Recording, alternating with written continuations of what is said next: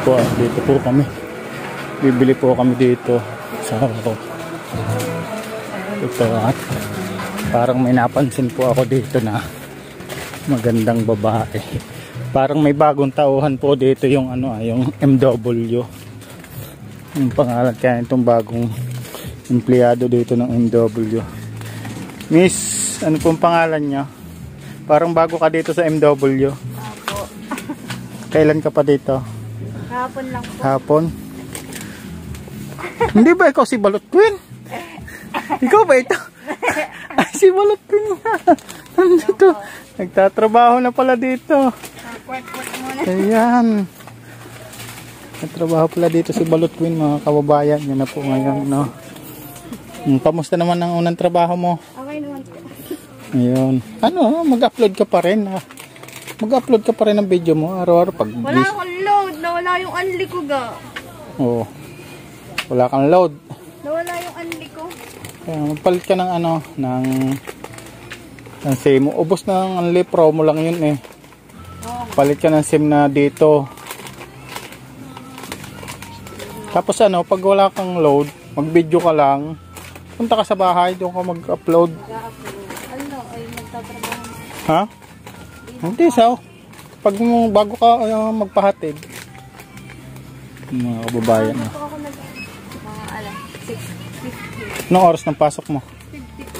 6:50 ng umaga. Tapos labas mo?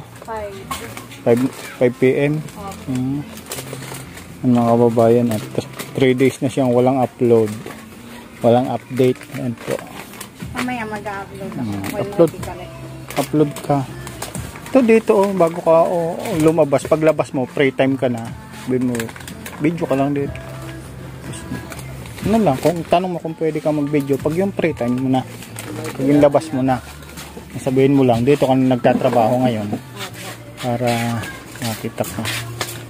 Ito mga kababayan, dito po si Balot Queen. Isa na po siyang, anong tawag sa pag ganito mo? Ano lang? Hindi ko nga alam. May pag-aayos nito. Ang tawag? Anong tawag sa pag-aayos ng mga ito? Hindi naman kasi siya sales lady. Ano siya dito eh? Ang tawag dito. Ayan, sino yun? Parang magandang babae yun. Teka. Sino yun? Sino ang pangalan mo? Ha? Asawa ko pala. Kala ko kung sino magandang babae. Ayan. Tama na yung kaunting pinamili. No? Wala pa po kaming budget. Wala pang sahod. Wala pang sahod. Ayan. Wala pang sahod. Kaya sa isang araw po. Malapit na. Isang linggo na lang. Wala ka bang cellphone? Wala ka ba cellphone? Hindi ko din alam. Hindi mo din nila. Bayan, ito pala po ang trabaho dito ni Balot Queen. Nag-aayos siya, nagpapatas po ng mga paninda dito sa MW. Tagapagpatas po siya, no? Dito sa MW. Tagapag-ayos ng mga paninda. Yan. Dito. Yan. Yan po mga kababayan. At malapit na pong makuha ni Balot Queen yung sorpresa natin. Intay-intay na lang natin yung sorpresa niya. Tuloy na po kami. Dito po nagtatrabaho si Balot Queen. Ayan, si Balot Queen po ay dito nagtatrabaho tulad din ni Kuya, nag-aayos, nagpapatas. Ayan po si Kuya, tagapag-ayos din kasama ni Balot Queen. Pinapasingaw pa ata ni Kuya yun. Mang Juan. Ito pala ang strawberry.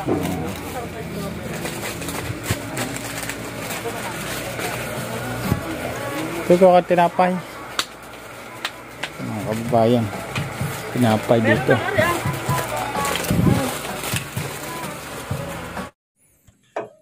Ayan mga kababayan, at ito na nga po yung trabaho ngayon ni Balot Queen. Nagpapatas po siya ng mga sitserya o mga paninda dyan sa loob po ng MW sa Santa Maria, Laguna. Ayan po, yung lahat po ng mga panindang dumarating, sila po yung nagpapatas, nag-ayos, nagpupunas. Yan po yung trabaho ngayon ni Balot Queen.